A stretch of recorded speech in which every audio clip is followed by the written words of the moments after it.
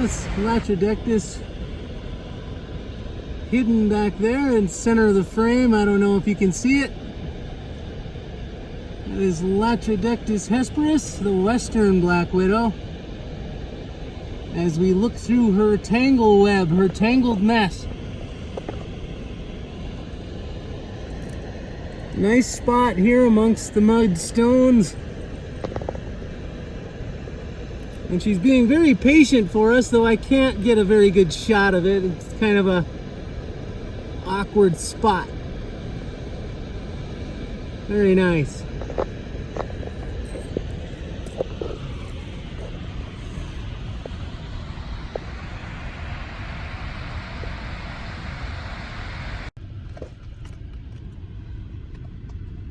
That's Eglynopsis.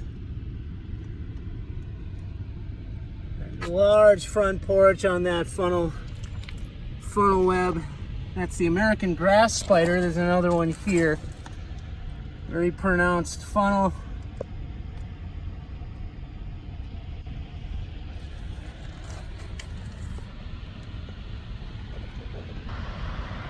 So, real good habitat here with this undercut of the ledge, and there is a nice large female Latrodectus there. Let's see if we can sneak up on her without startling her. She is very, oh, there she goes. She is very large, and I did spook her, so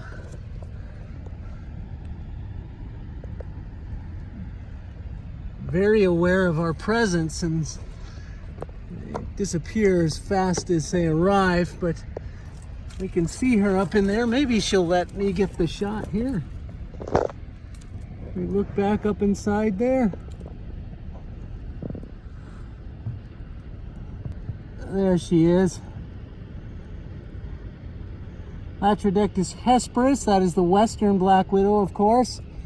A very large female, and excellent webbing, and really classic structure here with the undercut of the mudstones here.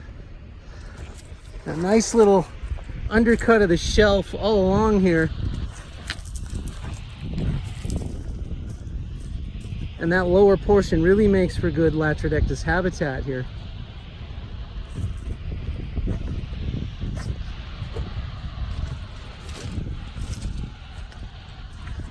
Lots more Eglynopsis webbing, a lot of falsids being close to the water like this. Those are mergansers. They're divers. They dive, catch minnows, fish. So this is all Precambrian mudstone. This is that belt supergroup of mudstones. I talk about it quite a bit, but it literally is the backbone of northwestern Montana. And that's what this is. All of this deep, like thousands of feet layers. But it really does make for excellent spider habitat. A lot of these cracks, almost all of these cracks, are strewn with webbing from one spider or another. This is all spider web.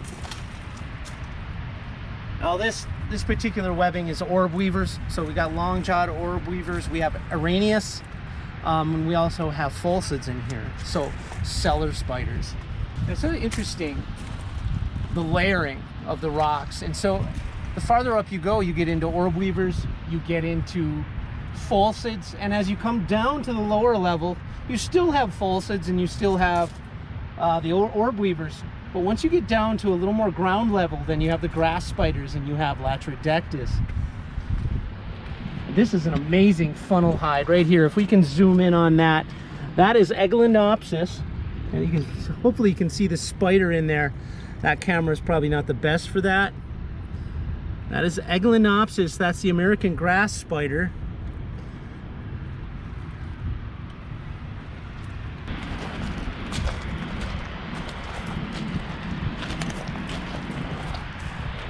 Eglynopsis here. It's See if I can't get down in there.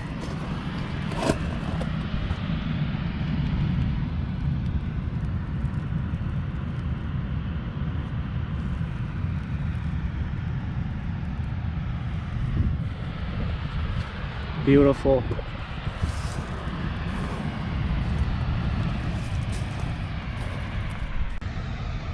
Rocks here are just literally covered in webbing. Massive amounts of webbing up through this fissure.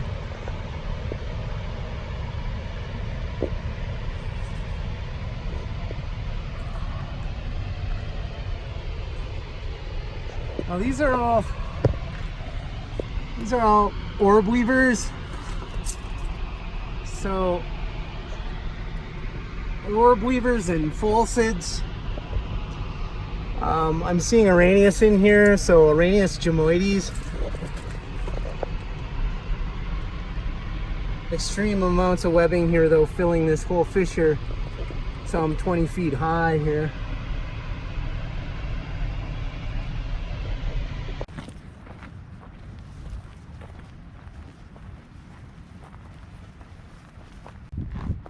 So we might have good luck down by the water, but I think I want to take this way, and I want to kind of stay at the bottom of these shelves, you know, 2 or 3 feet off the ground. That's our best chance for Latrodectus.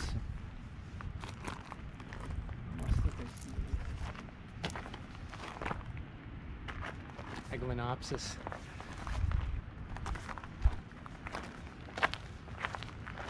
This girl is impressive.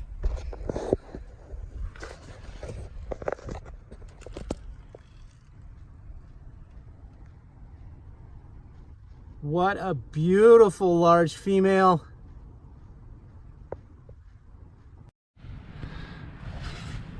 Okay, well, my phone battery died, so let's try the GoPro here. But she is just impressive. As there you see her go up into her hide there. And we look right down here. Here's a molt. Now that is her last molt, and she's still up there. She's not going away completely. I guess she's not that scared of us.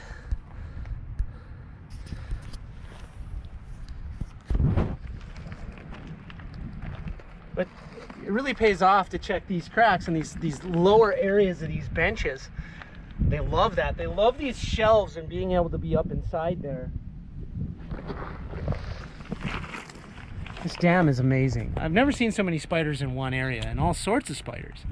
I guess I've never seen so much webbing.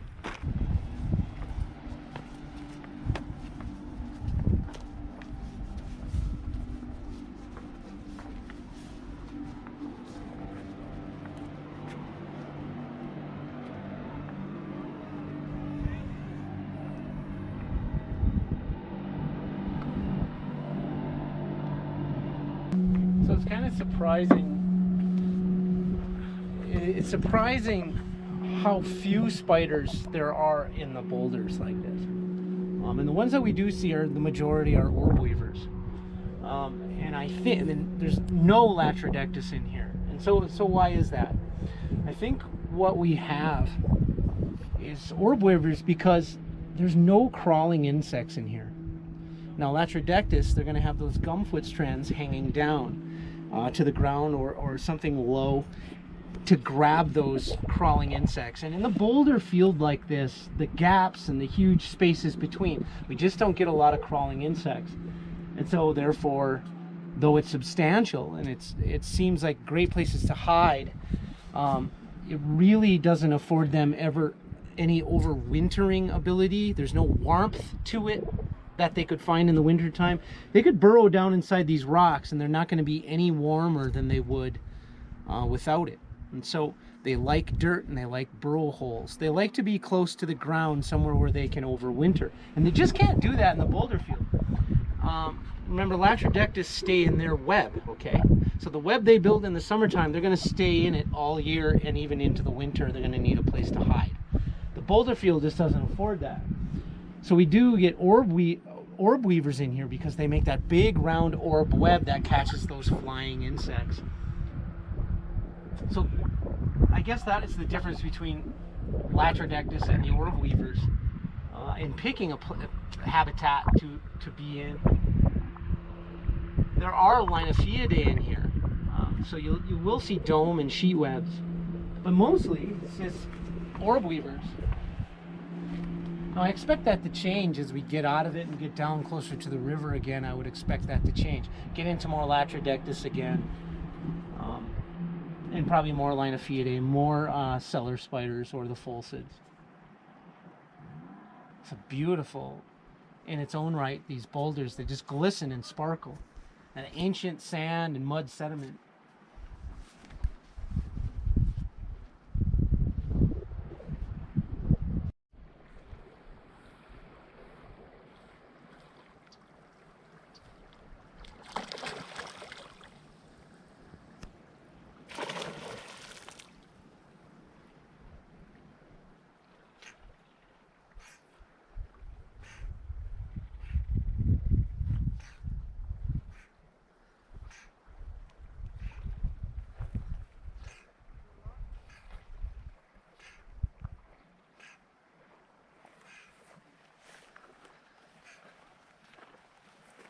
So this is all poison ivy here. It's turning red here. These very large leaves. This is western poison ivy.